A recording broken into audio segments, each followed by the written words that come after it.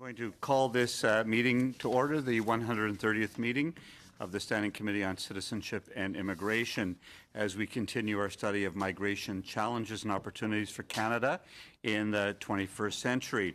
I know the witnesses have been told a bit about our study. We are continuing to look at all the patterns, the influences, the experiences of both forced and voluntary migration, and what is going on in the world in terms of people moving.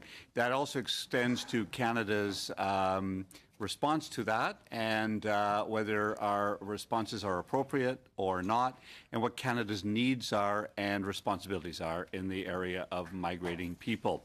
So we thank you for attending. In this panel, we have three witnesses, one from the Conference Board of Canada and two as individuals. I think we're going to begin with Ms. Long, who's coming to us via video conference from Vancouver, and you have 7 minutes to get...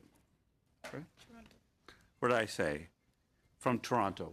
Did I put the wrong city? My hometown, Toronto. Thank you very much for having me here. Vancouver. Oh, Vancouver?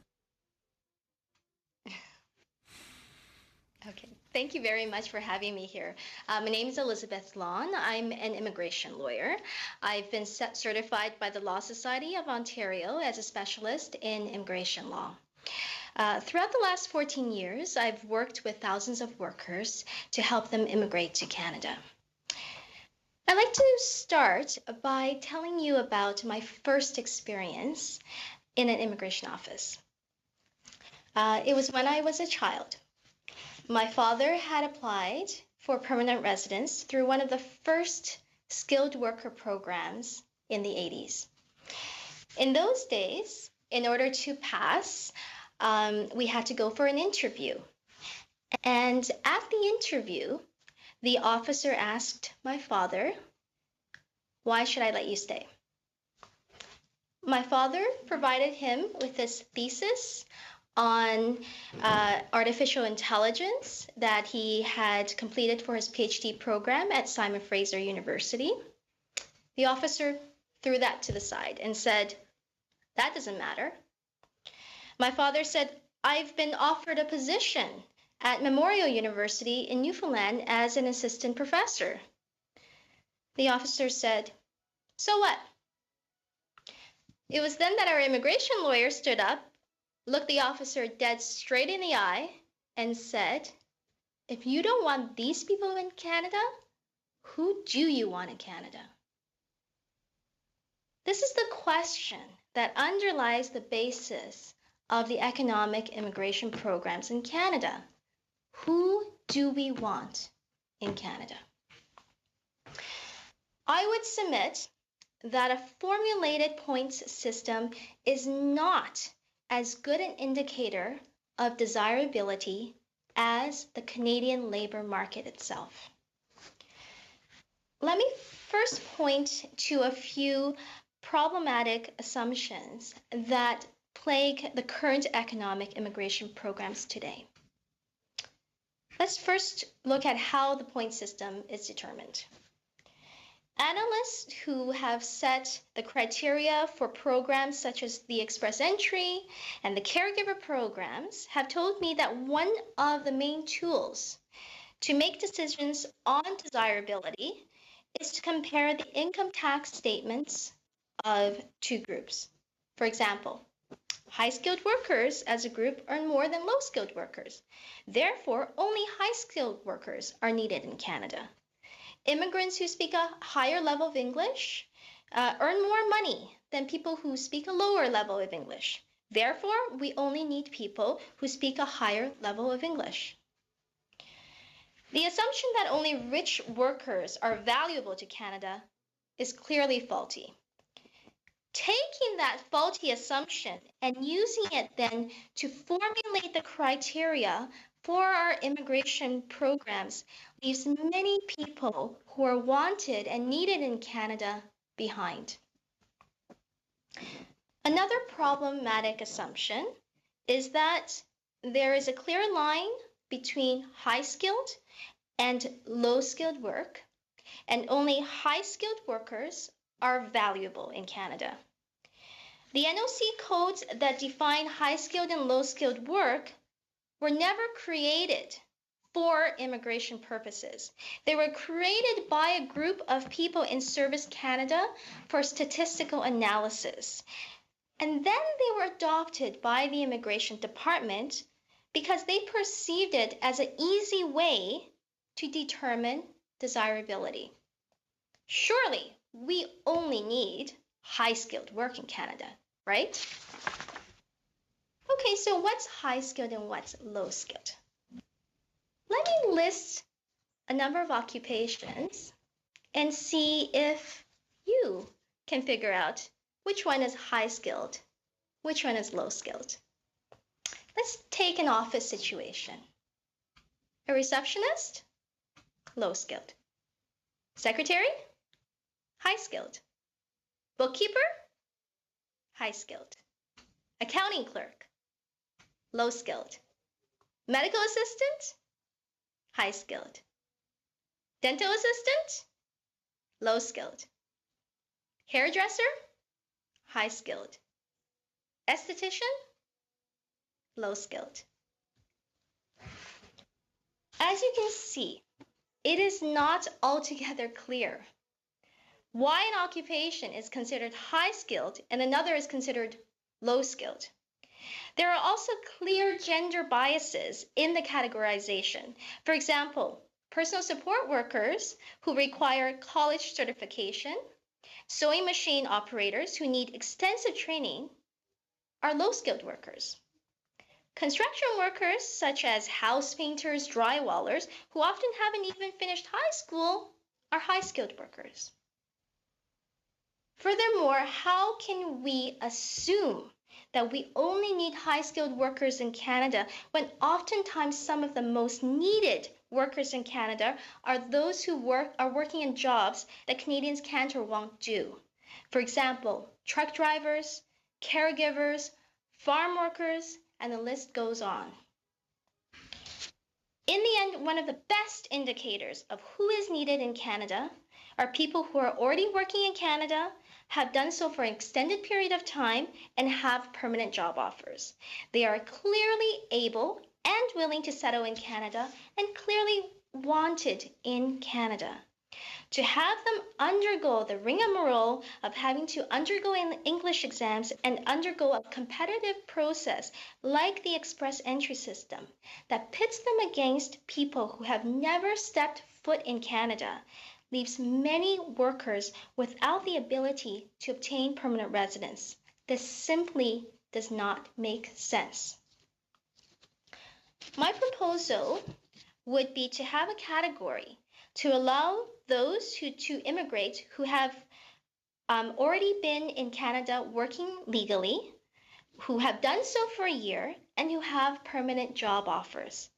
They should not have to undergo the English exams or prove that their work fits into one of the arbitrary categorizations of high-skilled or low-skilled work in order to gain permanent residence. I need you to to begin to wrap up, please. One last sentence.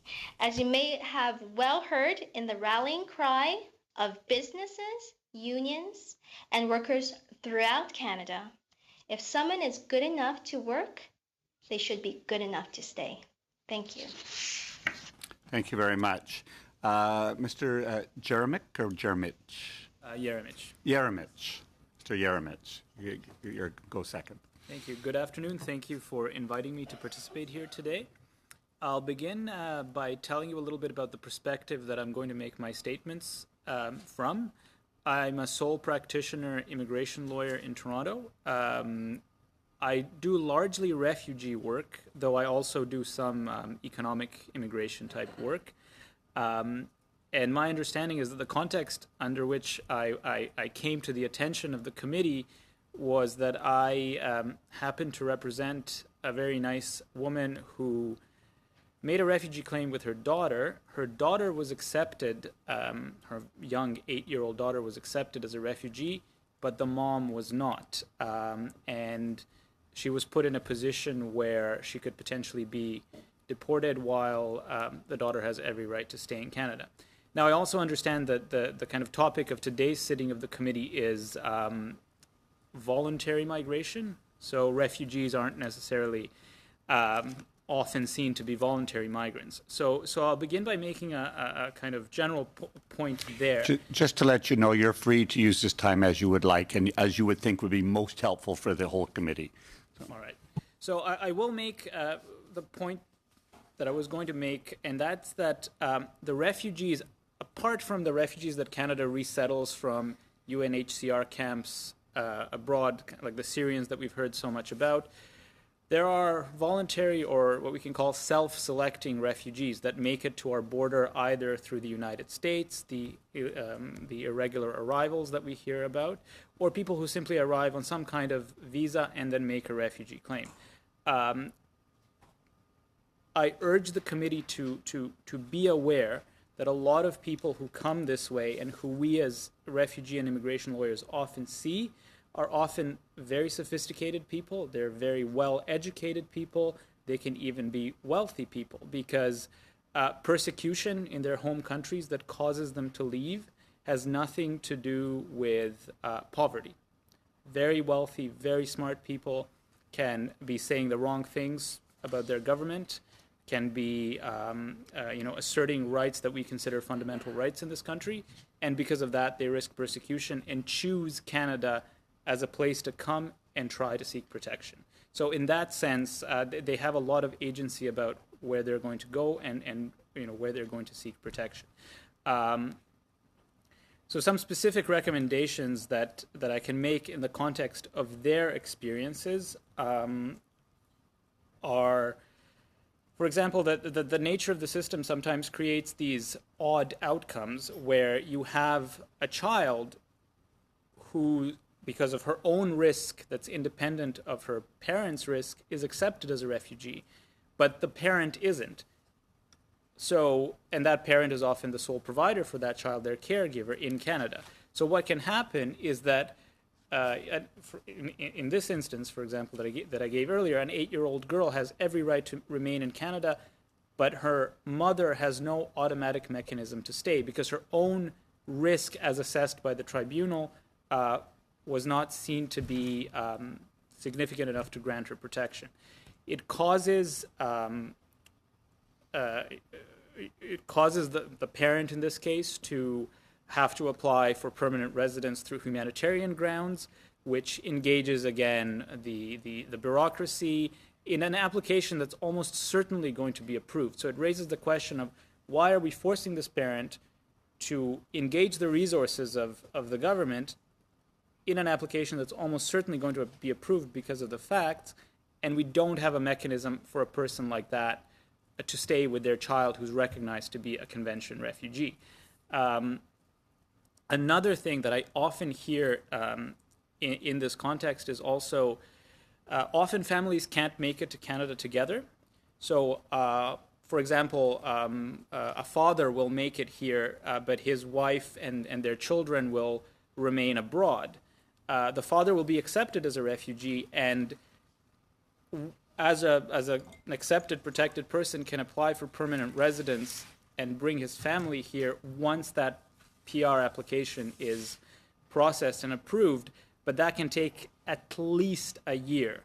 During that year, that family that remains in the country of origin can be at great risk because that persecution doesn't stop, and it often involves the entire family.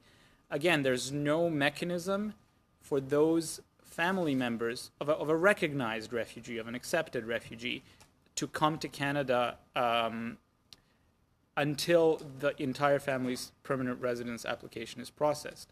It's very ad hoc. It relies on trying to track down the officer who's working on the PR application, kind of urging them to speed it up, essentially relying on their goodwill and discretion to maybe push it along a bit faster. So that's something I often hear. And another point I'll make that touches a little bit on what the previous witness spoke about is that although refugees, once they've made a claim, have a right to apply for a work permit and work in Canada, the system is designed in such a way that that work experience, regardless of what it is, low skilled, high skilled, can absolutely not be used to apply to stay through an economic program. So once you've come here and asked for protection, that is the only way you can stay. You have to rely on that protection or that refugee claim. There's no way to transition to stay by transitioning to another kind of immigration stream. So you're waiting for your hearing. You've been working. You've been contributing to Canada's economy and to society, but there's no way for you to rely on that to maybe apply for PR and get out of the let's call it the protection system. I think again it's because of this idea that the refugees that come here and ask for Canada's help are purely a drain on our resources, that we're doing it purely for humanitarian reasons. There's very little recognition that they actually make, even though they're not selected through these, point systems and the economic streams, they actually make a significant contribution to society. And I think I'm about at my 7 minutes, so I'll stop there. Thank you very much. Mr. Antunes. Antunes is fine. Thank you. I guess that's on. Well, good afternoon, everybody. Thank you for having me here. So I'm Pedro Antunes. I'm Deputy Chief Economist at the Conference Board, and I guess what we can bring today is perhaps a perspective that's perhaps a little different than some of the other testimony today and in the prior that you might have heard, because what we do is essentially look for are very forward-looking in our analysis, and we've done some timely work, I think, that this committee might be interested in around the different economic scenarios and how they play out based on different immigration assumptions. So there's a report that we've put out. I don't know if I can still submit it to the committee, but I will do my best to do so. It's Canada 2040. Yes, you may. Yeah, so we'll do that. We'll do that forthcomingly. Now, I've been at the Conference Board, I have to confess, a very long time, and when we started doing, and I'm in the forecasting business, if you like. It's a tough business, I have to say, and people often criticize how can we get right the next few quarters or the next year, or how can we guess at what the next economic, how should I say, scuttlebutt will be based on tariffs or trade or whatever other issues. But I would turn that around when we start thinking about longer term, when we start thinking about the demographics of the economy, what we call the supply side of the economy, that tends to be a lot more solid. And so I remember when we started to do long-term forecasts all those years ago, one of the first issues that came up was in our models, our unemployment rate would start to go south and all of a sudden turn negative, which can't happen, in fact. And so we knew we had a problem all those years ago, and we have since then focused very much on issues around productivity and on issues around immigration because of this kind of looming baby boom cohort exodus that is essentially going to drive down economic growth going forward. So the report that we will submit really looked at, what would Canada look like in a no immigration assumption? What would, and we know that that's impossible. Economists are always trying to imagine kind of crazy hypothetical scenarios, but it allows us to look at what in the baseline scenario, what is the contribution of immigration to the economy, and in a higher immigration scenario, how does that change and how does that look going forward? So I'll give you some highlights around what we found. And I think what's really timely is that we've just received, I think yesterday, the new immigration assumptions, targets over the next 3 years. They align very much with our kind of getting to the 1% immigration assumption scenario. And so those targets essentially are looking at getting to 350,000 by 2021, which is essentially what we have in this report. That's about 0.9% of population. It's a little higher, certainly, than what we've had in the past. In the last 15, 20 years, we've had immigration at about, in migration, at about 0.8% of population. So that that's adding a little bit. We're heading towards 1%, but that's in a scenario, in a background where essentially the aging of the population is causing the natural rate, that is births, less deaths, to actually contribute less and less. So currently, immigration contributes about 0.7% 70% of overall population growth. By the time we get out to 2034, immigration will forcibly account for all of population growth. So if you have immigration at 1%, there's also emigration. So you can think that we're going to be between 0.8% population growth to about 1% population growth, depending on those numbers, but probably around 0.8, 0.9. And that would be a fairly stable, slight decline, but fairly stable population growth than what we've had in the past.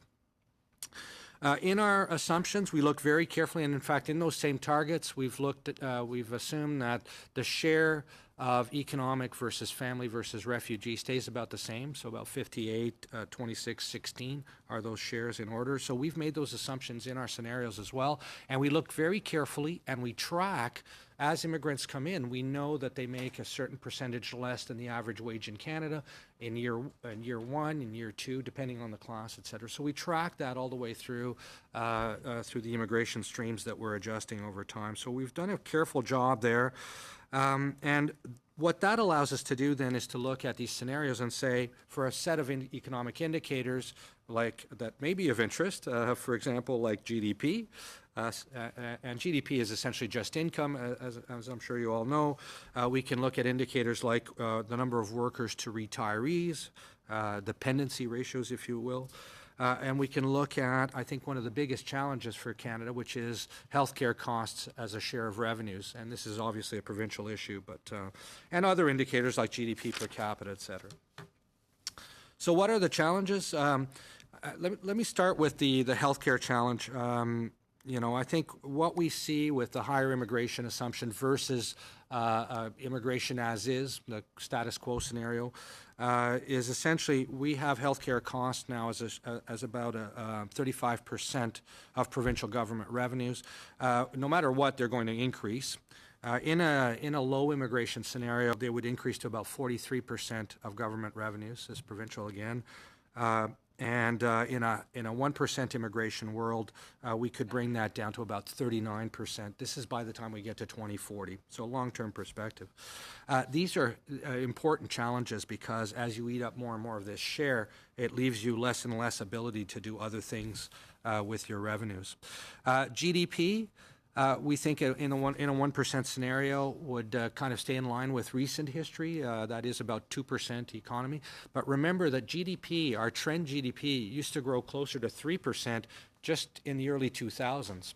So this demographic change around the labor force is having a very important impact on our ability to grow revenues. And we can't get away with that no matter what, but we can dampen the effects by looking essentially at how immigration plays in that role. Just to give you a quick example, and I talk to organizations and people who are in the private and public sector who are looking at the challenges around hiring. And their challenge around hiring is a very, very high rate of retirement. And that's only going to continue to climb. We think baby boomers are all out of the workforce. That's absolutely not true. Just the front-end boomers, it's a small cohort. And in recent years, the retirement rate has increased from about 0.95 of the labor force to 1.2 of the labor force. That means 170,000 retirees just a few years ago, just in 2010. And today we're at 230, 240,000 retirees. So for organizations that are looking to grow their workforce, it's essentially about one for one. Every one net new person that you add to your workforce, you also have to replace with an additional person add an additional person to replace a retiree. Just quickly, some of the other ratios. Worker to retiree ratio currently in Canada is 3.6. workers per retiree.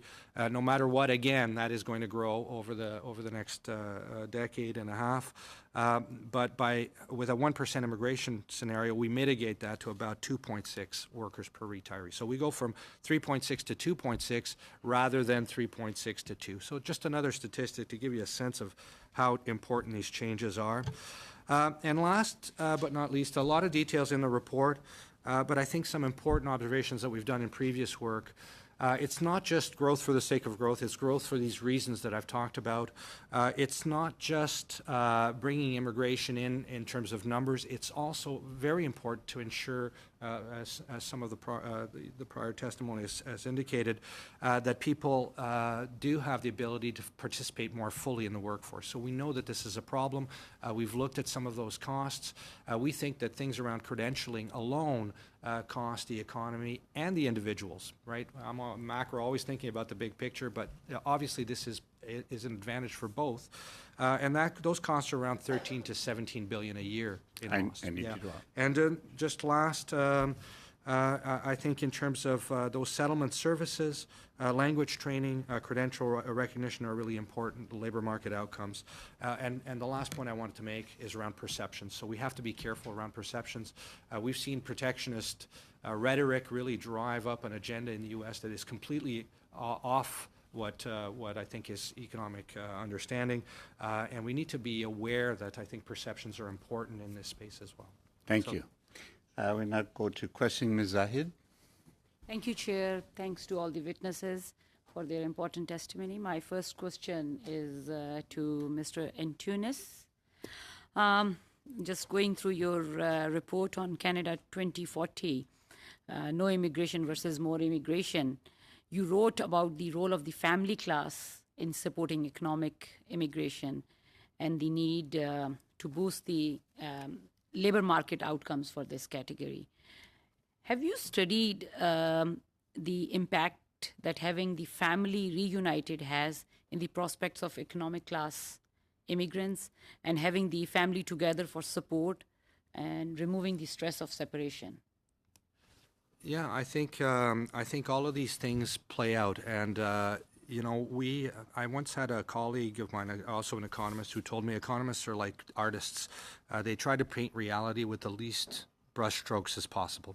So I have to confess that we haven't dug into kind of monetizing or making kind of assumptions that would allow us to give you an economic impact of family reunification.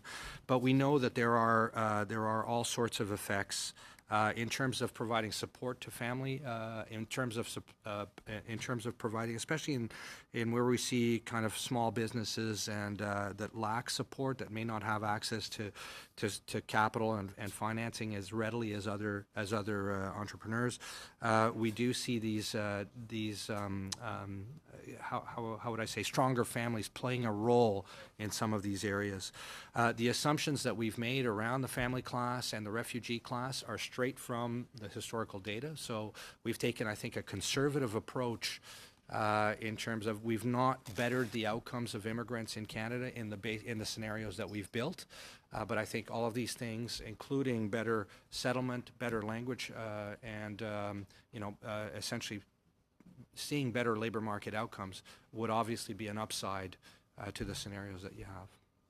I represent a riding where people from across the world have come and settled, and they run family businesses, they run the small businesses which are creating good middle class jobs. So I think where they have the families to help give them a hand, it really helps them a lot in that case. So what do you say in regards to creating more middle class jobs, how this new immigrants coming in, creating more businesses is helping? Yeah, I think, no, absolutely. And I think it's just when we get to the data at that level, the micro kind of data, it's harder to find and harder to compile all of that information and give you a kind of number top line. I would say absolutely. There is clear evidence. There's anecdotal evidence. There's people that are on the field that do more qualitative research that can give you a better sense of these types of impacts. But yes, we acknowledge in the report that family class is important and also helps stimulate economic outcomes. We are going to hear in the next hour from Michael Donnelly from University of Toronto, whose research on Canadian support for immigration shows that Canadians are less supportive of immigration than we often assume, and that Canada is not immune to the sort of anti-immigrant rhetoric we are seeing elsewhere. So I know it's not possible for you to summarize your whole report, but in brief, what would be the impact of sharply reducing the immigration levels? And do you really think the numbers Professor Donnelly found could be different if more Canadians were aware of the consequences? Yeah, so we did build a no immigration scenario, and again, it's a counterfactual, but essentially we see GDP growth or income growth slow to about 1%. I think there are significant costs that we need to be aware of beyond just growth for the sake of growth, and I talked about some of them, these kind of ratios with respect to labor markets, dependencies. These are very important pieces that would only get worse in a zero immigration scenario. But beyond that, Canada is a big country, and one of the challenges I think for immigration is to see if we can get immigration more in areas where we're seeing slower population growth.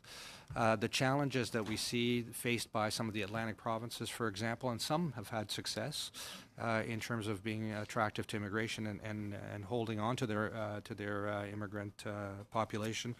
But essentially, there are challenges with economies that have very weak economic growth or economies that have very weak population growth. It's much easier to get into a market where there is some growth, some potential for you to grow to attract investment, to attract people, if there's some sort of economic growth, rather than to try and take away market share from somebody else that's already there, if you can. And then, we even hear about small towns having to close at some points. Shutting down a town is a huge, huge cost. So I think Canada has room for more immigration. And to go back to this perception issue, I think we need to be careful and aware of it. I think we need to better educate folks, and this is part and parcel of what we're trying to do with some of the research we put out in immigration and in terms of immigration research. And I think we need to be flexible. If we do see spaces where technology, for example, is replacing workers, we need to be aware of that and proactive around that. If we do see a business cycle hit us, and one will hit us sooner or later, I think we need to be, to be able to adjust to those scenarios. Thank you. My next question is for Ms. Long. In many of our previous testimonies, we have heard about the relationship between the legal and the irregular migration streams, and how cutting down on the availability of regular and legal immigration streams usually lead to an increase in migrants seeking out irregular channels, often at risk and much cost. So can you please talk about the relationship between legal and irregular channels? And are there some legal changes that should be made in Canada to discourage irregular migration? Very briefly. Yes. When the law is such that people cannot stay after they work, there was a change a few years ago by the Conservatives, which limited, for example, workers to stay for over 4 years, the 4 in, 4 out rule. And that forced thousands of workers to suddenly wake up one day and they're all illegal. Things like that, when the law does not make sense, creates havoc and creates a lot of difficulty for people to do that. And it's completely unnecessary. We need to create laws where if we attract people to come to Canada and they are contributing to Canada, and clearly, as we've heard, they are needed, immigration is needed in Canada, then we need to be a country that encourages them to stay. I'm afraid I need to end you there. Successful. Sorry. Someone may follow up with a question on that topic. Mr. Tilson. Yes, thank you. Mr. Jeremic, do you know how many asylum seekers or refugees of any class are employed or unemployed? well, initially, immediately after their arrival, and I'm talking about people who make their own way to Canada and then make a refugee claim, which is what I see through my practice. So I don't see resettled refugees. There's basically nothing for us lawyers to do once Canada has given them permanent residence. So initially, they're not employed simply because it takes a few months for them to get a work permit. But once they have one, virtually all of them work. Where did you find that out? Everything I'm saying is anecdotal and from my practice. So take that, assign what weight you will to that. Well, but, the reason I asked the question is because just to justify what you're saying, and presumably you have some facts, but if it's anecdotal, that's fine. That's your answer. So, and I can provide you examples if that's what you'd like, but Sure. So, for example, someone I might see is an individual who's escaping present-day Turkey because of their political opinion and opposition activity to the government. So they tend to speak English reasonably well. They're educated people who've been able to get either Canadian or U.S. visa to come here. Once they get that work permit, they will find, in the beginning, a job. It could be a service sector job. It might be driving for Uber, whatever. But the point is, again, anecdotally, and what I see through my practice is that they don't want to stay on Ontario Works. They don't want to be dependent on social services. They do want to make an effort to integrate into the economy. Thank you. Ms. Long, I was interested in your comments, and they were legitimate comments as to how we choose who are skilled and not skilled or low skilled. You also made some comments that language is not an issue. The problem with that, of course, is that Canada is French and English. We speak French and English in this country. We don't speak all languages. Many people do, but as far as the law is concerned and everything else is concerned, it's French or English. But I am interested. You made some legitimate criticisms about how we choose high skill and low skill. Have you got recommendations as to how that can change? Yes, I think the assumption that we only need a certain group of people who already have work in Canada is faulty. Many provinces now with their provincial nominee programs don't care if it's defined as high skilled and low skilled work. If they have a job offer, they should be able to stay. It's an issue. With regard, it's an issue as to there is an issue as to whether someone is high skill or low skill, and you made some reasonably good criticisms of that, but you must have some thoughts as to how that can change. my change is that why are we making that distinction, period? If someone has a job offer, they have an LMIA, which shows that Canadians can't do the job or aren't willing to do the job, we need them in Canada. Mr. Antunes, in recent years, Canada's immigration system is focused on economic migration. And we do have family reunification. We do have humanitarian streams. But you look at public opinion, and it seems that the reason most Canadians support the levels of immigration that we have is structured to the benefit of the economy. That seems to be the philosophy. And some say if we move away from that, public support will drop significantly. So you study public opinion. What's your comment on all of what I've just said? Fair enough. Well, I'm not sure I can claim to be an expert on public opinion. I think there are pollsters out there that probably know more, and we do track track what's being said. So I do think it's an important issue. I think we have to educate first. I think we have to be flexible if there are things that are changing.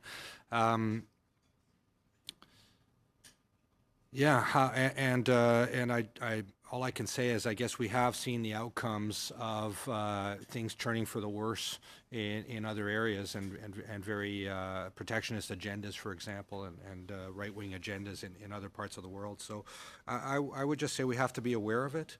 The problem we have is that, We want people to come to this country for all kinds of reasons, compassionate reasons. They're having terrible experiences in other countries through war and through pestilence and everything else. But the concentration seems to be on economic migration, and that seems to be, at least in my experience, in my writing, what most people are interested in. They're interested in the others, but the concentration is on economic migration. And if we move away from that, what will the public think? Well, that's a difficult question to answer. So all I can say is that we have taken a very careful look at the economic contribution of each of the classes. We've kept them in line with recent history and with the targets that we have currently. So I talked a little bit about those, but essentially 60% or just slightly below that economic migrants. I think you're right. The focus certainly from industry, from what I see, from organizations that are employers, is on the economic stream.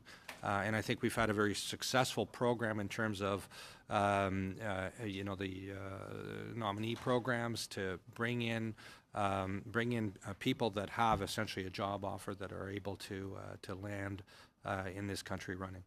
Your recent report on the 2018 Canadian Immigration Summit suggests that the government could be doing a better job at strengthening the relationship between itself and the settlement sector. And we talk a lot about the settlement sector in this committee. Do you have any observations or suggestions as to how the government can improve in that area? Very briefly. Yeah, I think again, this is a little bit outside of what we're specifically researching. I think there are folks in that area that would probably be able to give us better suggestions.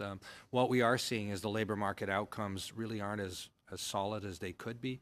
And I talked about a number of pieces, including, I think, the language issue, which you talked about earlier. I think it's very important. Lots of studies showing that labor market outcomes are negatively affected by language skills in particular. So I think that's one area perhaps that we should focus on. Your comments? Thank you. Ms. Kwan. Thank you very much, Mr. Chair, and I thank all the witnesses for their presentation today. Ms. Long, I'd like to just touch on this issue. Canada used to have a program, the Federal Skills Workers Program, wherein whether you are a low skill, medium skill, or high skill, you have a pathway to Canada. That's now done away with, and I wonder whether or not you would recommend for the government to bring back a similar program like that of the Federal Skilled Workers Program. I'm not aware of a program before where there was low-skilled work under the Federal Skilled Worker. That may have been before my time. But I would certainly recommend a program where, especially people who have proven that they want to be in Canada, they are here and they are working in Canada, to allow them to have a clear path towards permanent residency. Mr. Tilson had brought up the issue of language. Right now for language, people are required to undergo language exams where they have to show that they have university level of reading, writing, listening, and speaking. When they are, for example, in the trades, or if they are in positions where they absolutely do not need that to be viable in Canada, they are working in Canada, obviously they can settle in Canada. So what my recommendation would be is to have a situation where if they are working in Canada, that they can immigrate to Canada regardless of high-skilled or low-skilled work experience. Given that, for example, in the caregiver stream, it's been established that Canada actually need those workers in this country, yet we continue to require them to work for 2 years before they can make an application. And so to the principle of good enough to work, good enough to stay, would you recommend for the government to scrap this 2-year work requirement, in fact, to allow workers such as caregivers to come to Canada and have permanent resident status on arrival?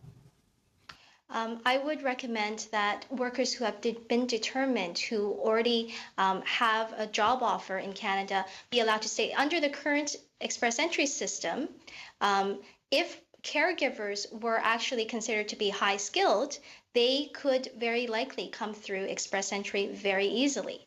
But because of this high skill, low skill distinction, where express entry only allows people who have high skilled work to immigrate through the system, this is not possible. Would you apply that principle also to international students? There are a lot of international students who've studied here, been educated here, even gotten work experience here, but yet they don't have a pathway to permanent residence. For those who want to stay, obviously. What are your thoughts on that? International students are clearly very desirable people to come to Canada. They're young, they've studied in Canada, they have work experience in Canada, and yet many of them can't get through the express entry system because of things like age. When you're in your 30s, I say every birthday is not a happy birthday, because every birthday your age is going to go down by points are going to go down by 5-6 points up to 10-11 points. Things like language exams, where we have PhD students who cannot get that level of language in order to immigrate. It seems a little ridiculous, not a little, a lot ridiculous in these kind of cases. Thank you very much. I'm going to turn my question to now Mr. Urmic. Is that right? Okay. The Global TV actually previously did a series of stories, particularly one that was brought to my attention, a number of them brought to my attention, in fact, where a mother brought her little boy and little girl, 11-year-old girl, to Canada.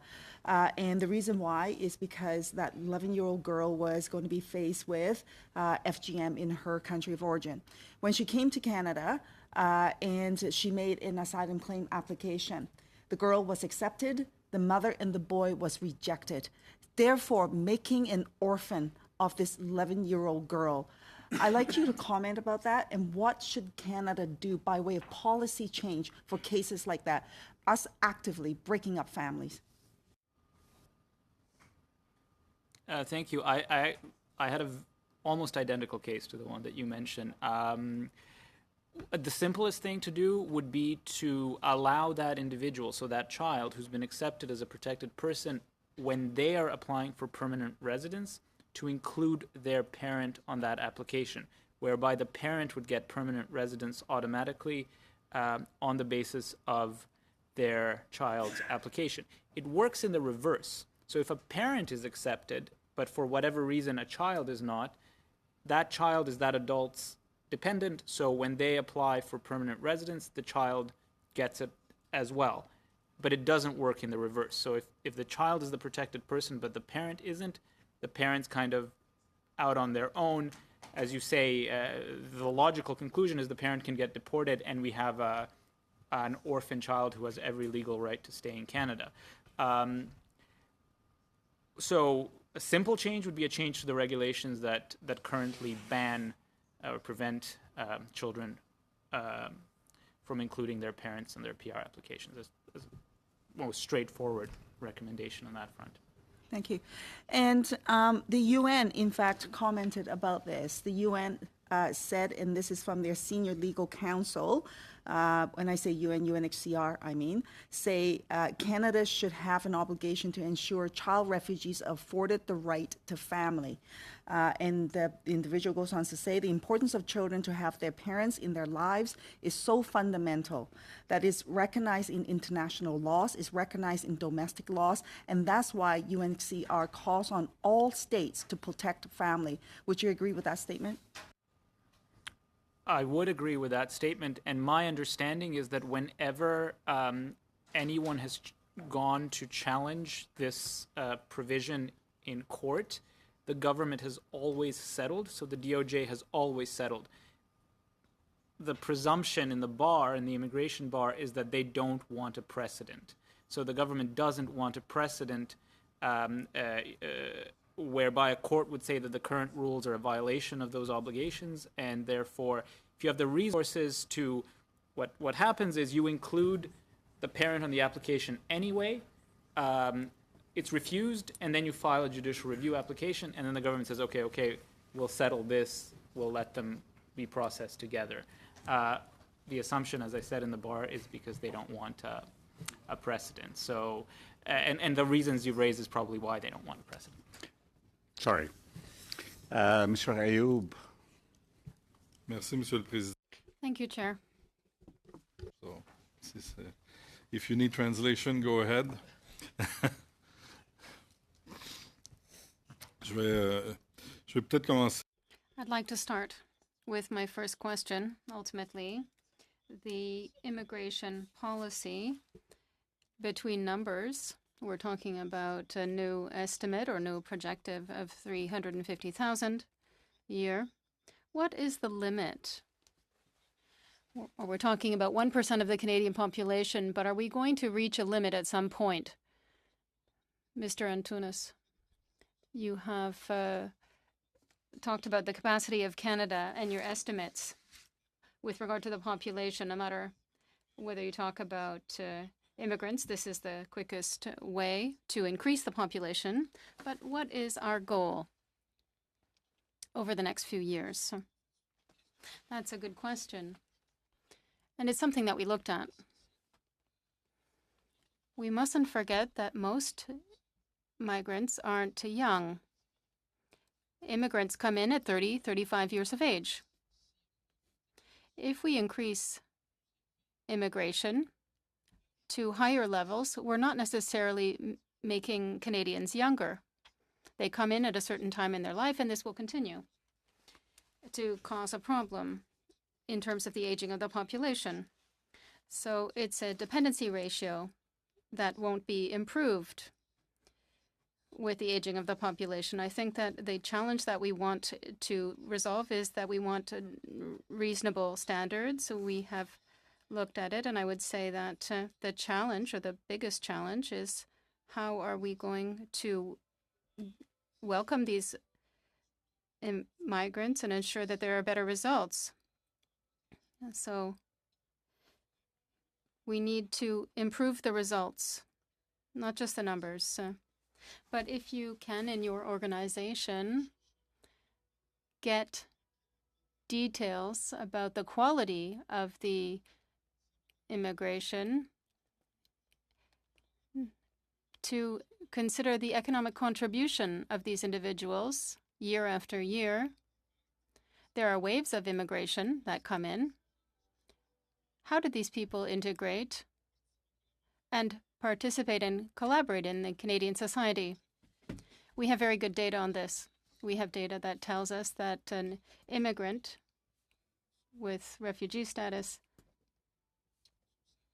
has a salary of about 20% of the Canadian average in the first year, and it takes a long time before they can get a salary that reaches 50 or 60%. It can take 20 years, in fact, to reach the Canadian level. So we have good historic data on this. And what we want to say is that, in fact, there are challenges, all kinds of challenges. And the first challenge, I would say, before we increase the numbers significantly, would be to ensure that we have better results when it comes to the labor market. But we're talking about the same thing. We're talking about the results, and that's what I want to have more information on. And I think you said you have these statistics, this data, to be able to make a judgment on the quality of immigration without talking about an individual, but overall to see what a high-level policy in Canada should be in order to improve the quality and the active population, the working population.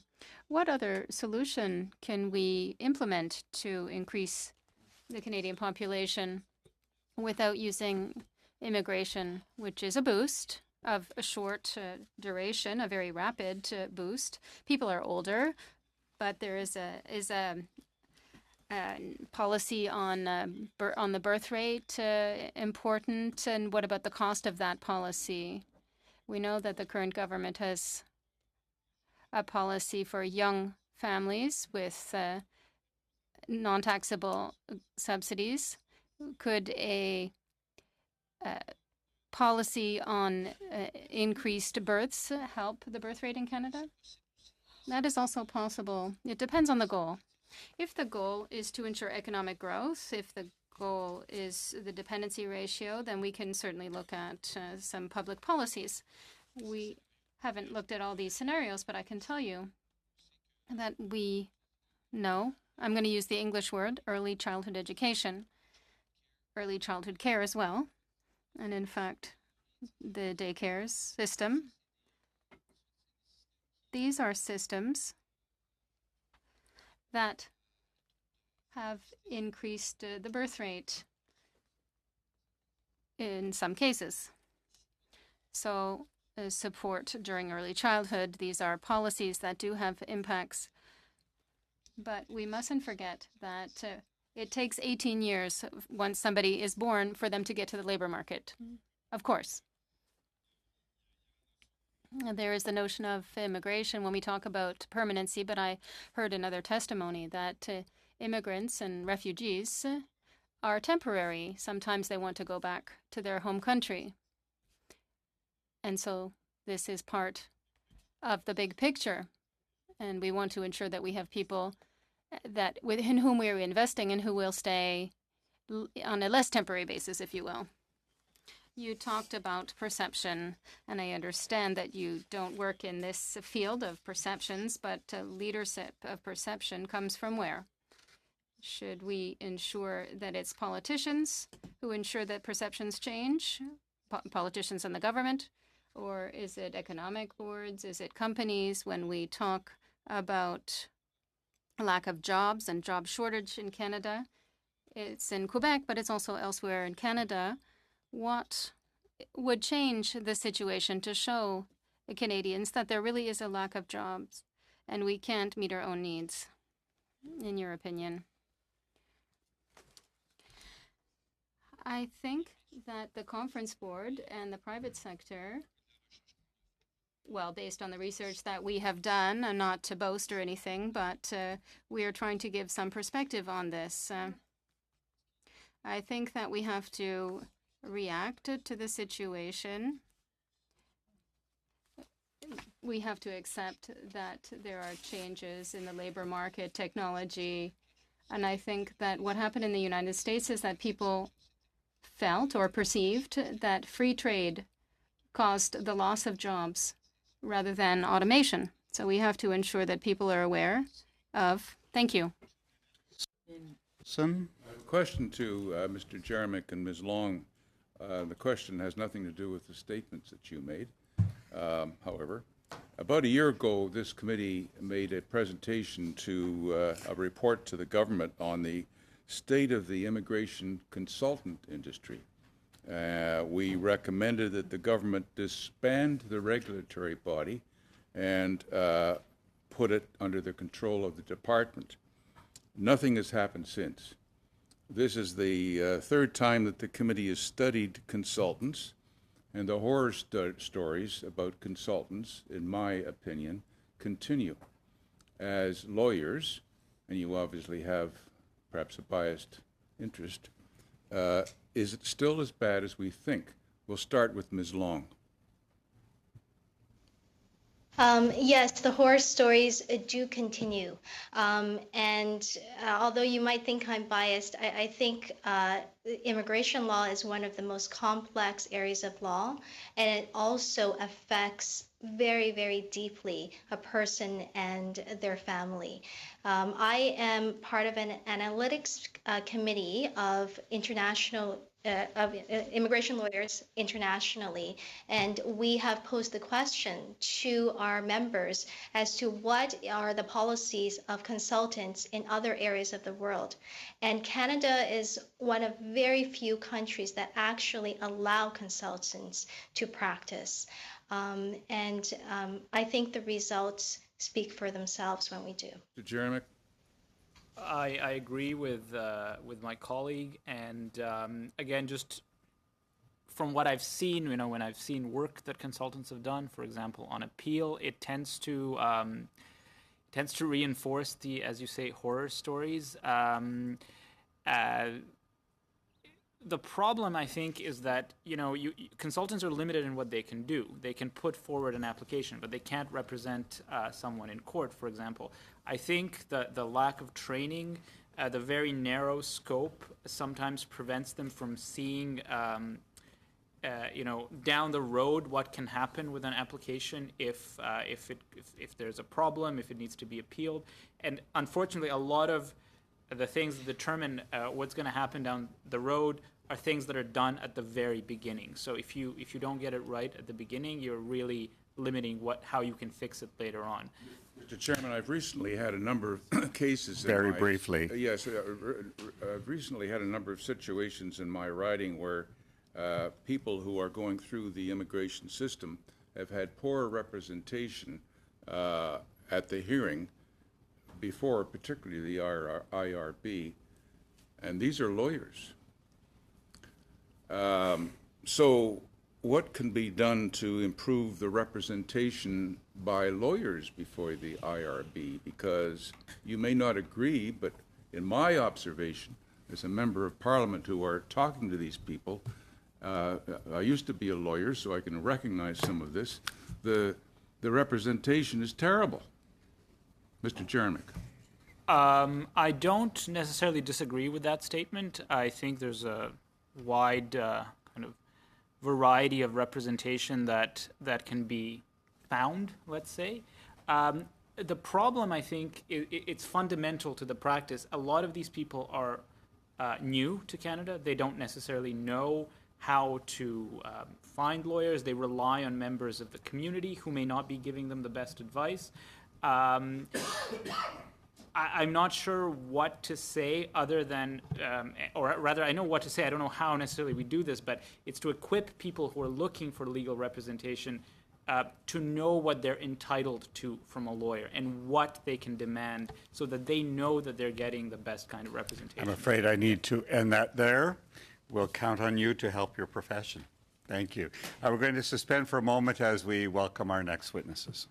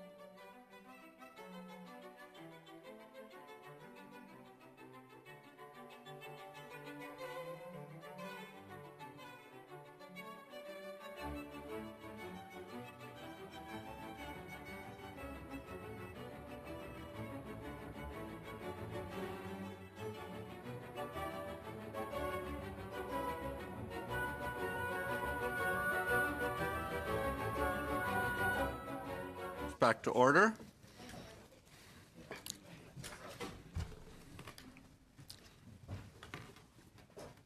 The previous witnesses are certainly welcome to stay and listen because the testimony will be really good. Thank you very much for coming, and Ms. Goh, Ms. Chen, thank you especially for getting here. I know you had flight difficulties, so you made it. Yes. So thank you for persisting. So maybe we'll begin with Professor Donnelly first, just to give you a time to get yourselves settled here. I know it was a rush. So Professor Donnelly. Sure. Hello, and thank you to the committee for inviting me. I'm a political scientist whose research and teaching focus on the relationship between public opinion and public policy, primarily in North America and Western Europe, although I do occasionally look elsewhere. As a beneficiary of Canada's generous immigration policy, I'm quite grateful to the policy the way it exists. But I'm glad the committee is looking for ways to improve it and to respond to challenges that have arisen and are likely to arise in the future.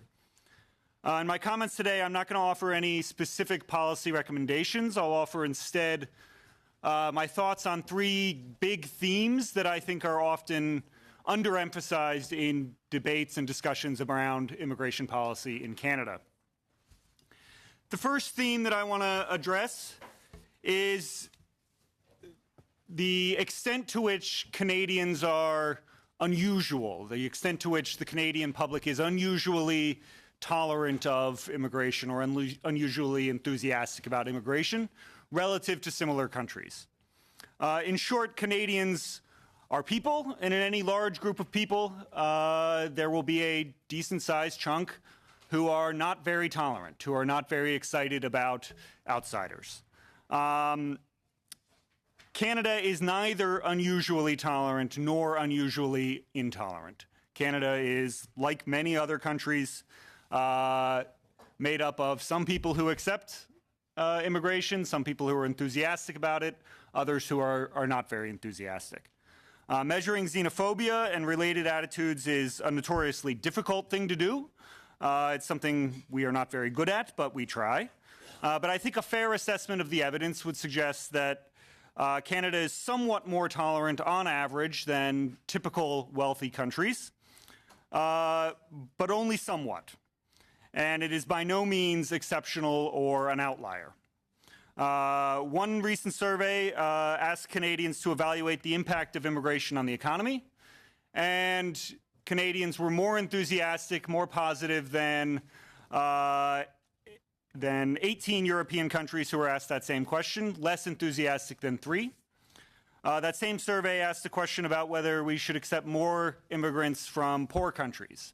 There, Canada was smack in the middle, more enthusiastic than 10 and less enthusiastic than 11. The majority of Canadians are satisfied with current levels of immigration, but there is a substantial group that takes a dimmer view. About a third would be happy to see fewer immigrants arriving each year, and there are many Canadians, perhaps a quarter, who'd like to see a more racially or religiously discriminatory policy. I'll turn now to the second theme that I want to raise today. The first is that policy matters for public attitudes, but only to a degree. Policy helps to improve acceptance of immigration, but only somewhat. Geography probably deserves more credit than institutional design for the relatively consensual immigration politics that Canada has seen. Consider the tension that's arisen around the comparatively small number of asylum seekers crossing the border from the U.S. Those asylum seekers, plus all the refugees resettled under formal processes, amount to a very small per capita number when set against the large flows seen recently in countries like Germany or Greece, let alone in countries like Lebanon or Turkey. The three big things that I think we know about how policy can shape public debates around immigration are, first, events and in particular policy failures matter. The most direct, short-term, and visible impacts of policy on public perceptions appear when something goes wrong. The public responds to perceived or real policy failures, to events that draw media attention and have clear narratives with villains, heroes, and victims. In the absence of such a key event, most people just don't think about immigration most of the time. Indeed, even major changes don't seem to move immigration attitudes in the aggregate or on average. Most events move some people one way and other people other ways. Neither the Great Recession of 2009 and 10, nor the Euro crisis, and even the Syrian refugee crisis do not seem to have shifted the average immigration opinion in Europe, in places that I study. Instead, both of those big events changed the coalitions supporting immigration, changed which types of people supported immigration, and moved political parties to more firmly tie their identity to their position on immigration, which has to some degree polarized or politicized the debate without changing attitudes on average. A second big piece of the policy literature that I think is relevant here is that immigrant voices matter in Canada more than they do most places. The one form of what we call policy feedback is the long-term relationship between the citizenship or naturalization regime and the politics of immigration in the future. The comparatively generous naturalization policy here means that there are large communities of migrants whose voices and votes end up mattering in politics, and this makes it harder, though by no means impossible, for the ugliest forms of anti-immigrant arguments to rise to the top of the agenda. Since we know that public attitudes are profoundly shaped by the issues and arguments that political and media actors place on the agenda, this is an area where policy has undoubtedly contributed to reducing political conflict. And then finally, something that's been discussed already today, the selective nature of Canada's immigration policy targeting the economic benefits, it does seem to matter and does seem to increase public support for immigration, though it does so only within a fairly small group of the public. The limited impact is attributed to the fact that some people don't know about the selective nature of the system. Some people don't trust the system to work as it's designed, and others simply take their position on immigration based on factors other than what they perceive to be the economic benefits.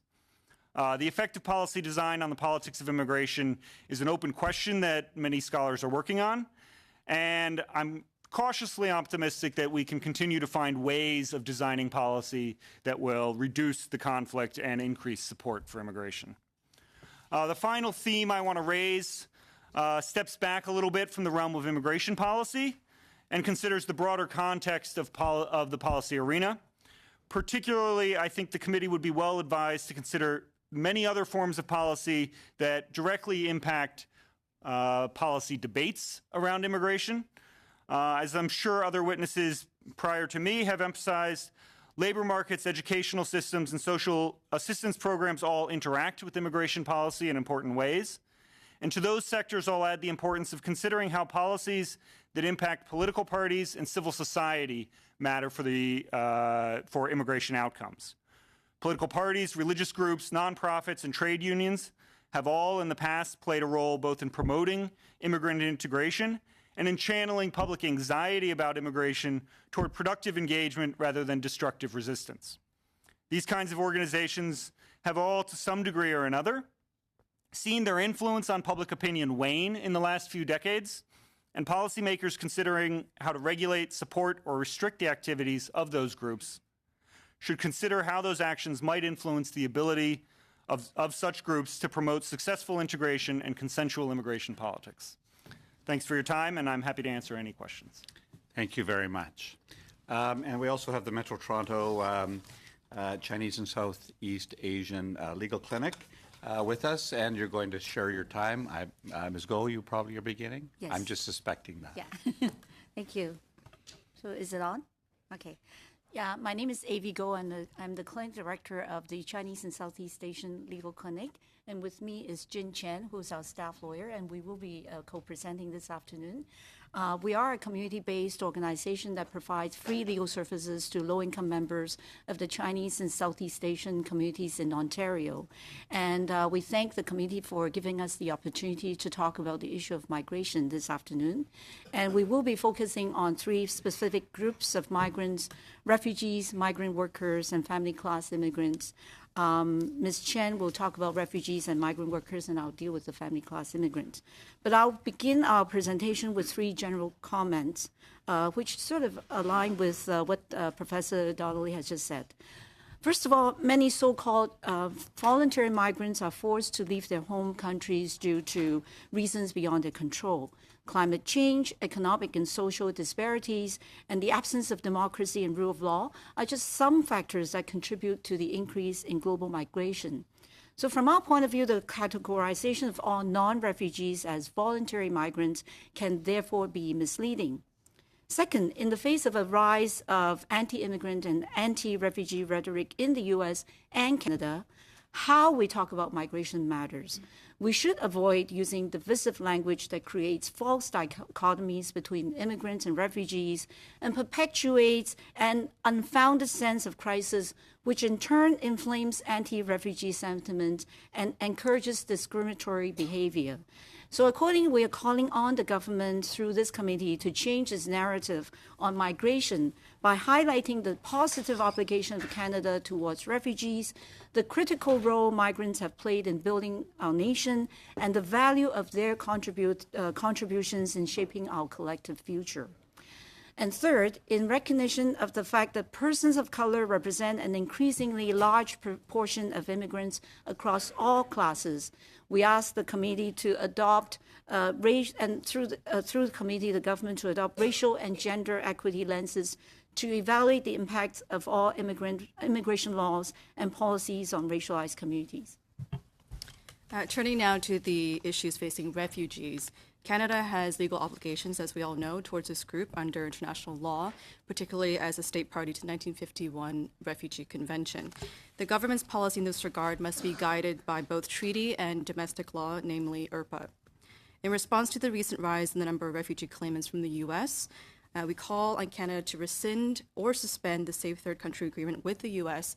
and to ensure that any reform to the refugee determination system continue to respect due process rights for all refugee claimants in a manner consistent with domestic and international human rights law. On the issue of migrant workers, the Canadian immigration system heavily prioritizes economic migrants, as we've heard, and as evident in the recent adjustments to the immigration level targets for 2019 to 2021. This group is comprised primarily of well-resourced, so-called high-skilled and highly educated workers. Those considered low-skilled, including caregivers and seasonal agricultural workers, come to Canada under the Temporary Foreign Workers Program and generally have no right to stay permanently. Their immigration status is often tied to time-constrained and employer-specific jobs, which makes them exceptionally susceptible and vulnerable to exploitation and abuse. What's more, many of these so-called temporary jobs are actually more long-term in nature, and they're left vacant due to low domestic worker retention rates. We submit to the committee that Canada should provide permanent residence to all migrant workers upon arrival in Canada and adopt the International Convention on the Protection of All Migrant Workers and Members of Their Families, as well as the ILO Convention 189 concerning decent work for domestic workers. We also call on the government to develop and implement a comprehensive, transparent, and inclusive and ongoing regularization program for all persons living with precarious status in Canada. Family reunification is a pillar of our immigration policy and serves to make Canada a competitive destination for high-skilled immigrants. However, family class intake levels have been shrinking over the last 2 decades.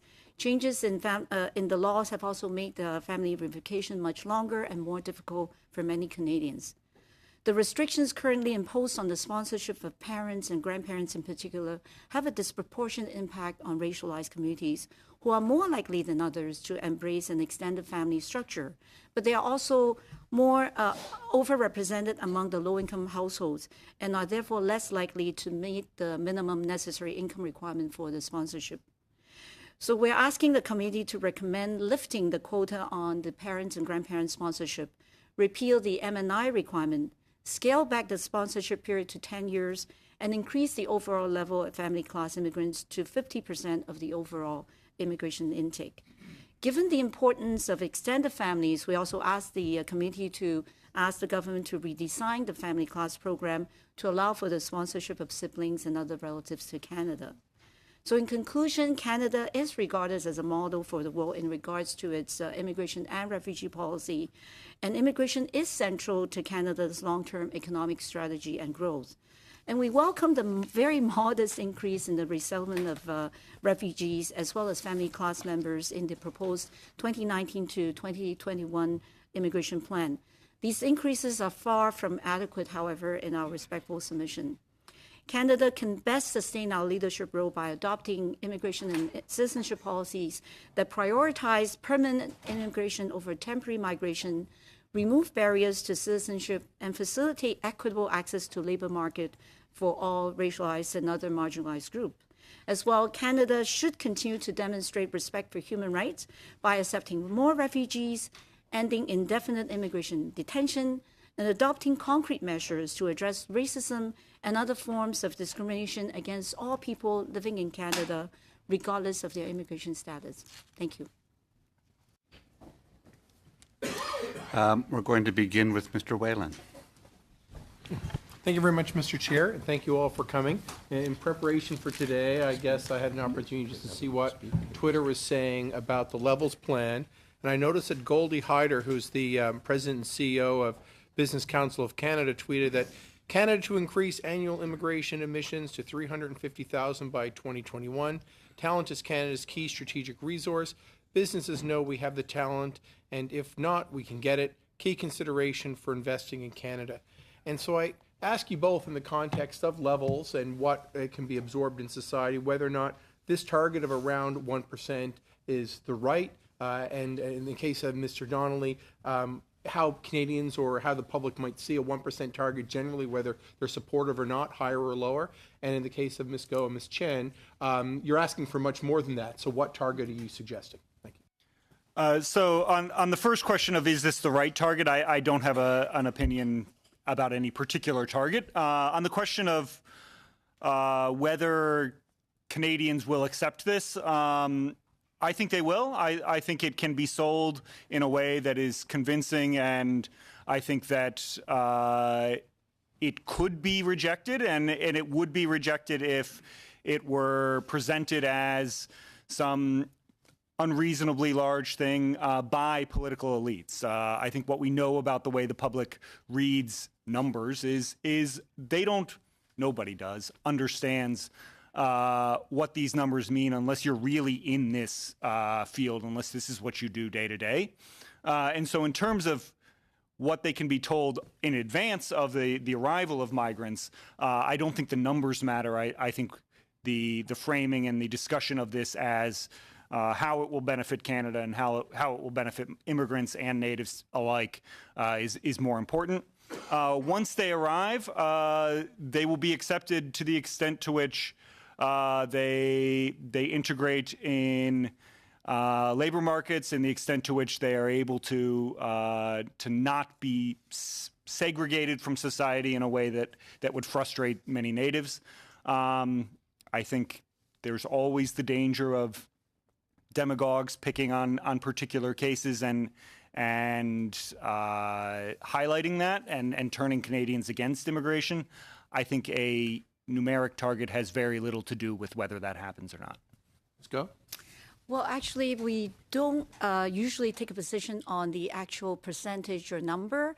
However, I know that organizations such as the Ontario Council of Agencies Serving Immigrants have been pushing for the 1%, and that seems to be sort of a consensus among many groups. I guess from my perspective, and from our perspective, it's more about the mix as opposed to the number.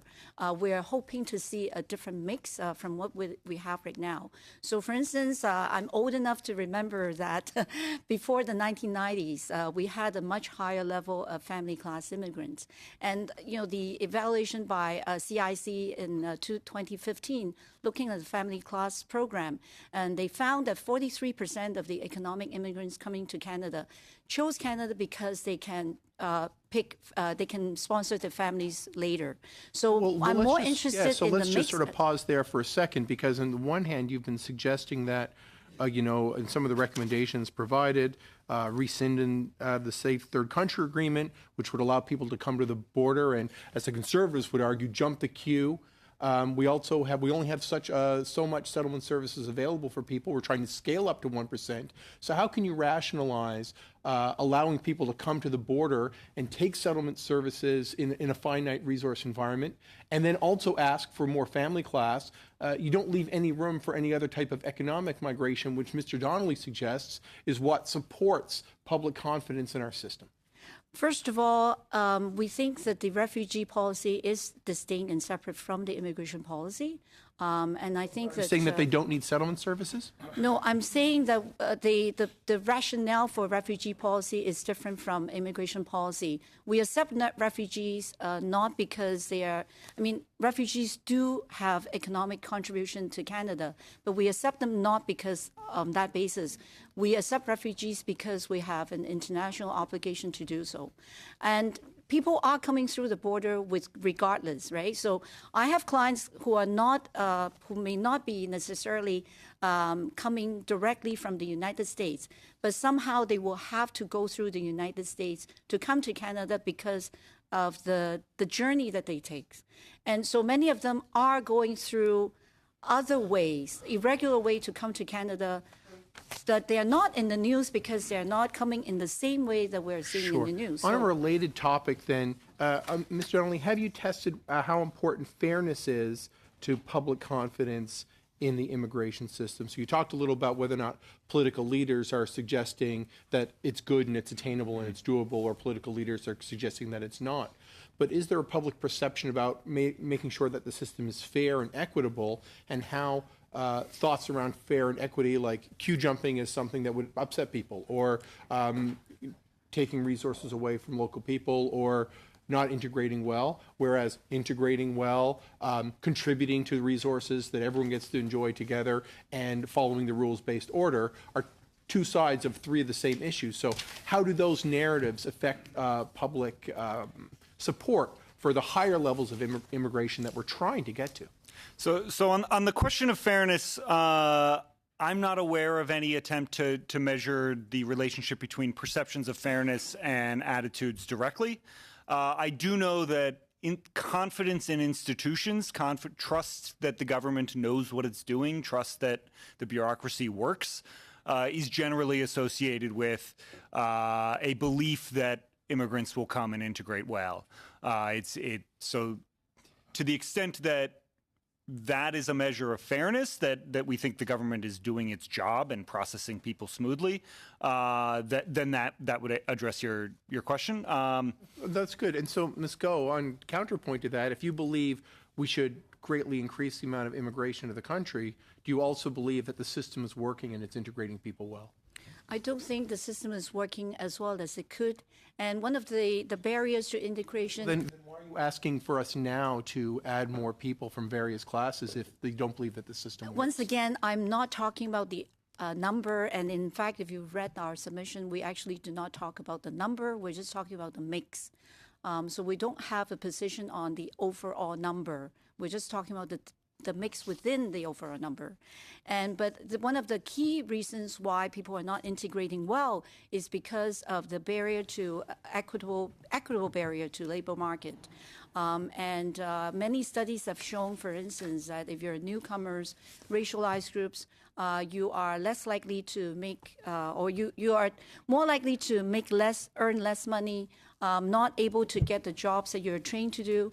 And those issues are something that the government can work with. And I know that, various types of government, various parties have tried to work on it, but it is something that we can do better. And if people are integrated better, they will also be seen as contributing better to the economy, which will, I think, in turn, make Canadians more acceptable of more immigrants to Canada, because after all, we need immigrants to drive our economic engine. Thank you. I need to end you there. Sorry. Mr. Tilson. Yes, Mr. Chairman, I have one question for Mr. Donnelly, and then Mr. Maguire will take over. And it's a question that I asked Mr. Attoon of the Conference Board of Canada, and that was that in recent years, Canada's immigration policy has focused on economic migration. And although we do have family reunification, we do have humanitarian streams, but the reason that it seems that most Canadians support the levels of migration is that we have structured it to benefit the economy. That seems to be the case. And some say if we move away from that, public support will drop significantly. Now, most of your presentation was that you study public opinion. So my question is, on what I've just said, do you agree or disagree? So it would certainly cost support to move away from an emphasis on. Of course, we're all politicians. We look at public support. That's our yes, problem in this whole game. So it's certainly the case that support for immigration would be hurt if it was perceived as less economically beneficial. My guess is, I don't have hard evidence that. But my guess is that the extent to which that the mix, the leaning toward economic immigrants, has improved and has helped maintain support for immigration. How large that effect is so you suggested a substantial drop. I'm not sure it would be a substantial drop, simply because I think it's hard to see substantial drops in attitudes toward immigration, even in the presence of things like the Syrian refugee crisis in Germany. Our problem is, of course, that we have all these other reasons, people coming who are in terrible, camps around the planet, pestilence, war, climate issues, all these other things. I could go on and on. Very serious issues. And we are a compassionate country, and we have an obligation to help these people. But I guess we do look at public opinion, and that's why I asked you that question. Mr. Maguire. May I just? Sure. I think that it's important to also help to think about how we can change the narrative. So I think that the assumption behind that sentiment is that family class immigrants are of no economic benefits to Canada. But once again, I'm citing the CIC own study in 2015, which looks at both the spousal sponsorship applications and sponsorships of parents and grandparents. And it talks about the economic benefits of having parents and grandparents to Canada. A very high number of sponsors are able to return to the workforce because their parents and grandparents are here, or their spouses are able to return to the workforce because their parents and grandparents are here. And even like we think of parents and grandparents as the only people who come through family class. I actually came from the family class sponsorship myself, and most of my siblings came through the family class sponsorship because we have an eldest brother who came here in the 60s, and eventually everybody moved to Canada. as a result of that. And not one of us, we're all in the profession, we're all doing whatever it is that the Canadians will deem as a successful career. So I think a lot of these assumptions can be changed with the right information to the public, just as the assumption about refugees as queue jumpers can be changed if we change the narrative ourselves. Thank you, and thank you. Thanks for your answer as well, and welcome back. and good to see you, Mr. Donnelly, as well. Just to follow up to my colleague's question in regards to this perception of moving away from the economic stream and how that impacts economic seems to be fairly accepted, I think is what you were saying and what my colleague indicated. But the recent Angus Reid poll showed that 49% of Canadians today have lost faith in the immigration system, as opposed to like 36% in 2014, according to this survey they just did. That's quite a significant change. You said it's very hard to see that change, Mr. Donnelly. That's a pretty significant change right now, and I guess I would say that, there has been a move away, and the government has. I wanted your opinion as to what you think we could do to change that vision, I guess, if you will, of the Canadian population. And I'll let you answer that first. Yeah, so just on the, I haven't seen that poll. You said it's an Angus Reid. When you say lost faith in the immigration system, I would not be surprised by a big jump in trust in the system. That's the kind of thing where a single perceived failure can shift attitudes fairly widely. But on broader measures of should we bring in more immigrants, how many, and so on, there's where I think you see more stability. So to maintain that trust in the system, if that's what you want to focus on, there I think the main thing to do is to avoid perceived failures and avoid perceived inefficiencies, and that means avoiding real failures and inefficiencies, but it also means presenting the system in the best possible light. Yeah, I think by what I meant is that 49% of people today want to see a lower immigration level, and we all know that we need immigration to kick, as each of you have said, to grow our economy here in Canada and also be responsible citizens in the rest of the world. And looking at bringing in refugees, numbers are there. I'm interested in your talk, both of you here, particularly with your experience, Ms. Go and Ms. Shane, as to the levels that we could use in those areas, and how best to be able to find the areas where this work is required. When bringing these people in, we can't just have them on a welfare system forever. They've got to come in and be able to find jobs, and they do in the immigration side, but we need to be able to make sure that we are getting them into areas where they can basically become more permanent residents as opposed to temporary, as you said earlier. Yeah. I'm afraid you talked out the clock. Sorry, I can't give you a chance to respond. Ms. Kwan. Thank you very much, Mr. Chair, and I thank our witnesses for their presentation. I guess I'll just jump in and say this, and thank you, Ms. Go, for your comment with regards to changing the narrative. The truth is, if you devalue and dehumanize refugees, immigrants, and of course, there will be a backlash. And we're seeing some of that, frankly, as a result of the U.S. President's discriminatory rhetoric and policies that are frankly hateful, targeting towards segments of the community. And when you have that, you allow for, I think, and embolden people who want to bring forward racism and really fan that fear as well. That said, that's another story for another day. What I want to get into is, of course, the makeup. Ms. Go, you talked about the makeup of our immigration system. And one of the issues I know is front and center for many immigrant families is family reunification, parents, grandparents. We had a lottery system, which is absurd to say that your ability to reunite with your families based on the luck of the draw. The government increased the number of applications. However, they did not improve or increase the number with the levels numbers. So it's like saying 1,000 people can apply for this one job. At the end of the day, there's only just one job. What are your comments about that, and what should we do on that piece? Right. So, because I think right now there are a number of issues with the sponsorship parents and grandparents sponsorship, and even though the quota has been set, and my understanding after talking to the minister himself is that oftentimes we're unable to even meet the quota, and I think one of the reasons why is because many people will simply not qualify, or they will simply not apply, thinking that they do not qualify.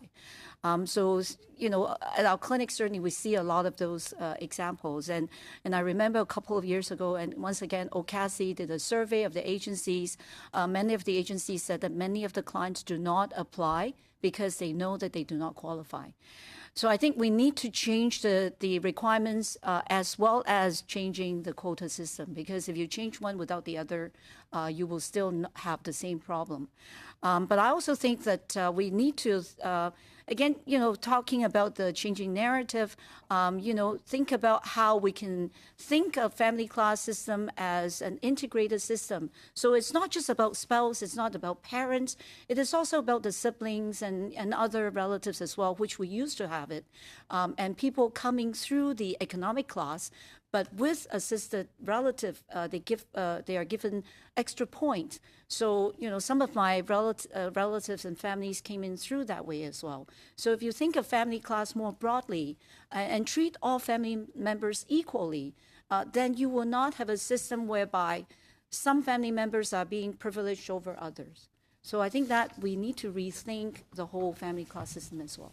Well, thank you. So that is to expand family reunification beyond parents, grandparents to include siblings, for example, aunts and uncle, extended family members. In fact, that's how I came, by the way.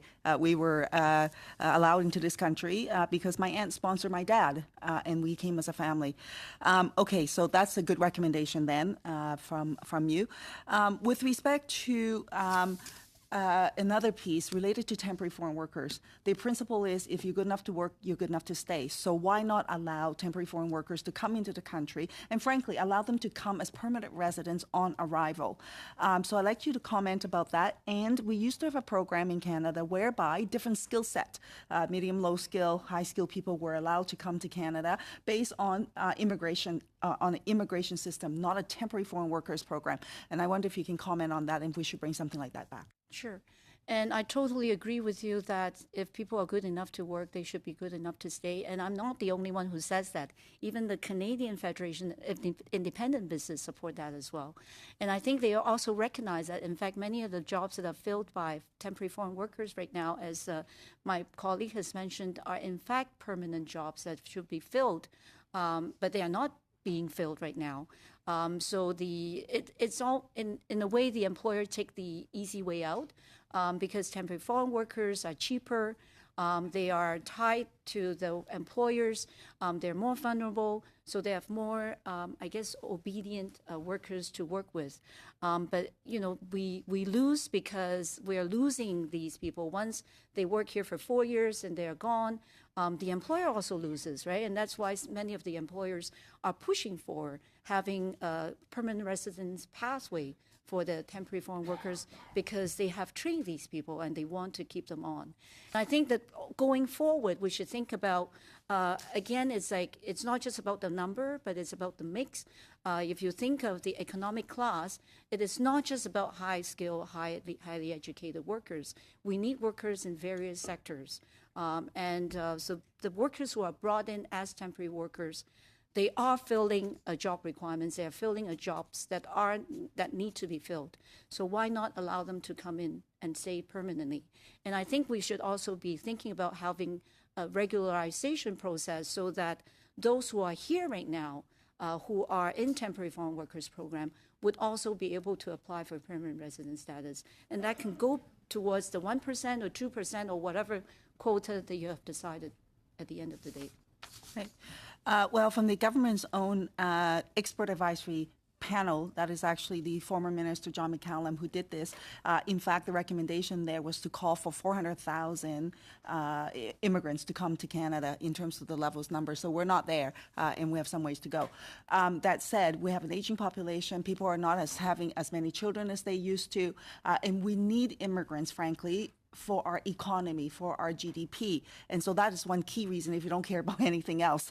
And so to that end, with respect to changing our immigration policy, is it time for the government to actually take a deep breath and say it's not just about politics or popularity, but rather do what is good for the country and come back with policies that reflect our need both for our GDP growth as well as our cultural and community and family support? Yes, I agree with that. And I think different governments are trying to do that. And I think that it's just we don't always get it right. And sometimes the way we talk about immigration policy can be clumsy, or it can perpetuate some of the stereotypes out there. But I think that if there is a will, there's a way. And having this kind of public consultation and public discourse, changing the narrative once again will set up on the right path.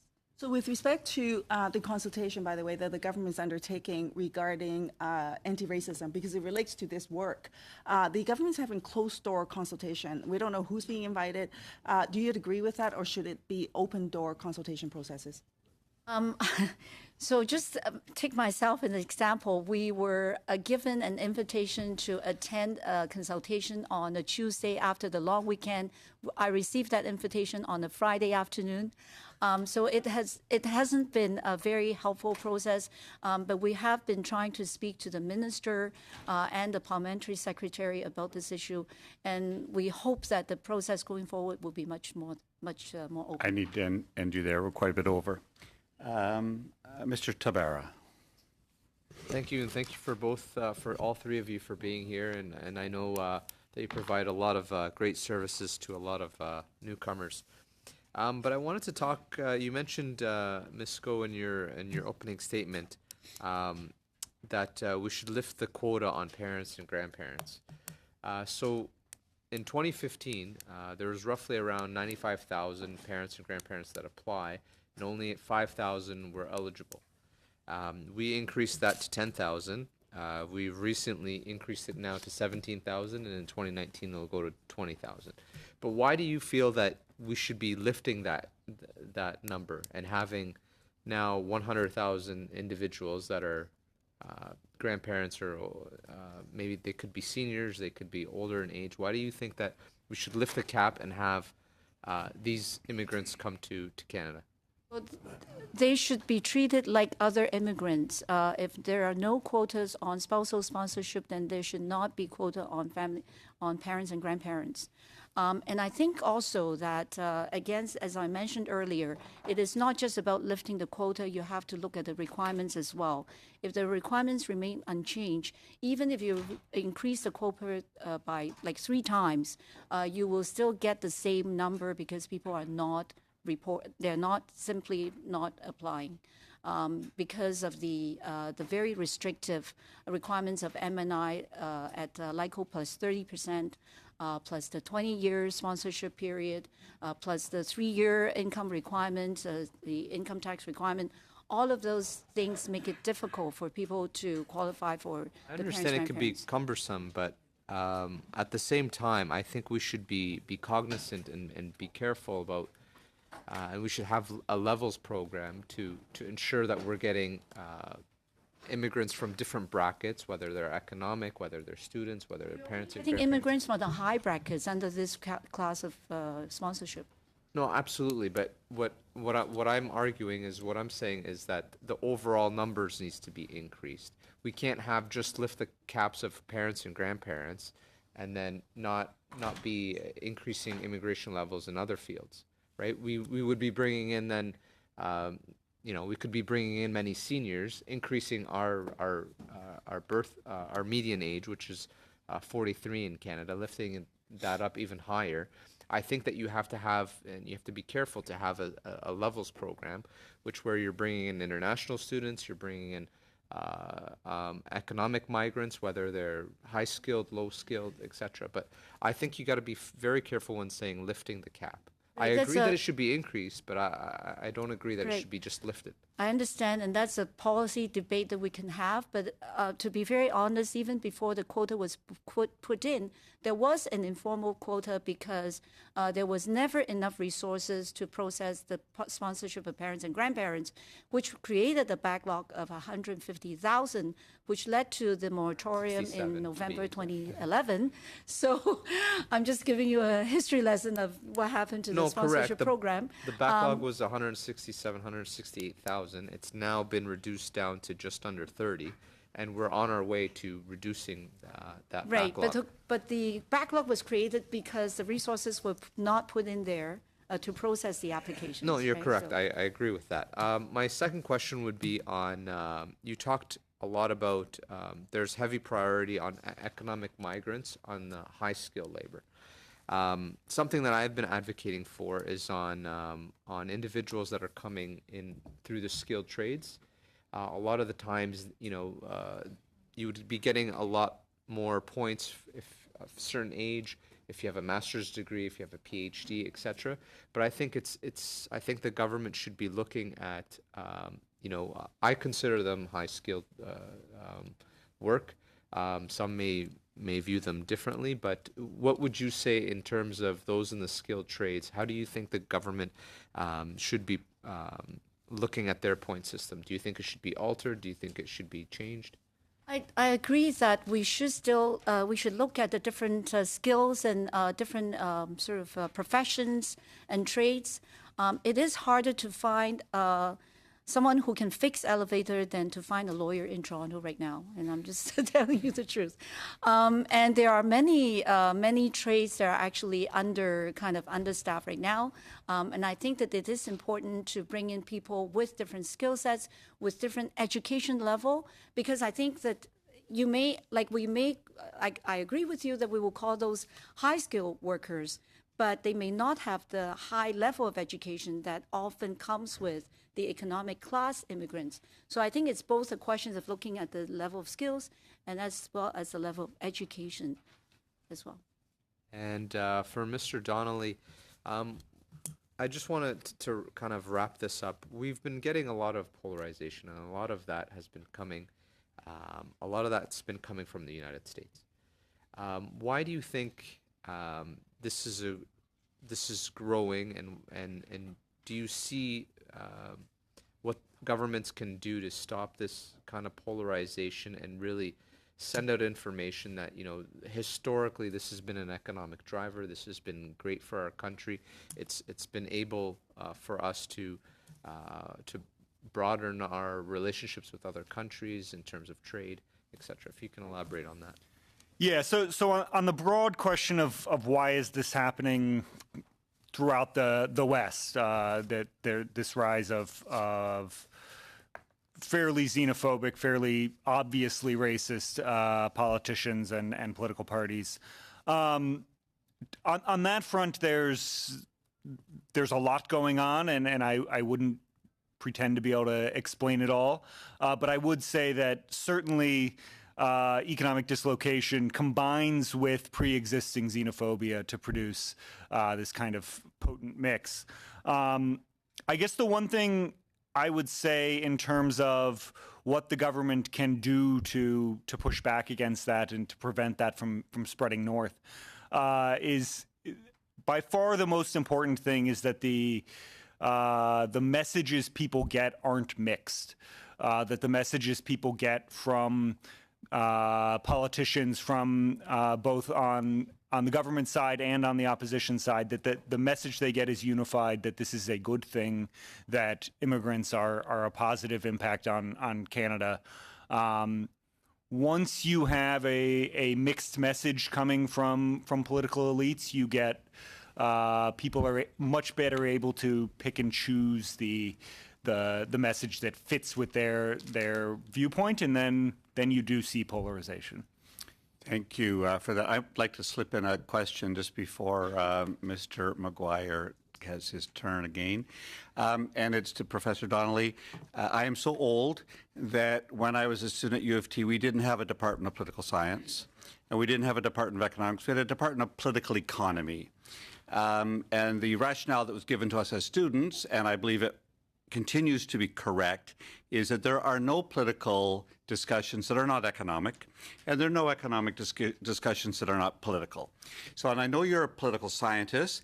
I am wondering whether there is collaborative work going on this issue that you either know about or might be called to do at some point, where we look at the intrinsic relationship between the economics of migration and the political opinion, because I think we're circling around that. The question I'll raise is about grandparents or parents and family class. I haven't seen a single study. Intuitively, I believe that if we are getting a 25-year-old programmer or electrician or medical receptionist coming to this country, they have been educated elementary school, secondary school, college, trade school, university. They've had a first job where they've made their mistakes and learned. They arrive here market ready. The value of that person to this country is immense. If we attract them because we have a comparative advantage that their parents or grandparents may be sponsored later, and so they don't go to New Zealand or Australia, they come here because they have that hope in their pocket, the amount of money that potentially that senior could cost, even in the last 10 years of their life, is so overwhelmed by the economic benefit we're getting by having that skilled or even unskilled worker coming to the country. Is just overwhelming. And I'm not sure Canadians have thought that through, and I'm not sure we have the academic evidence. Conference board is back in the gallery still. I'm just wondering whether you know of that evidence, whether you can get it to this committee to help us understand that relationship. That's my sermon. Sorry. So on the general question of do political scientists still talk to economists in this area? Yes, we spend a lot of time doing that. On the question of the cost-benefit analysis of one worker in any given group and their family, that's not something I've done. I imagine the conference board has done things along those lines, or at least you could back it out from their estimates. In terms of how to convince people that that is the case, I'm assuming it is true, which I believe as well. I think it takes people going out and saying this, even in places where it might be unpopular. It takes politicians, it takes union leaders, I think. It takes religious leaders.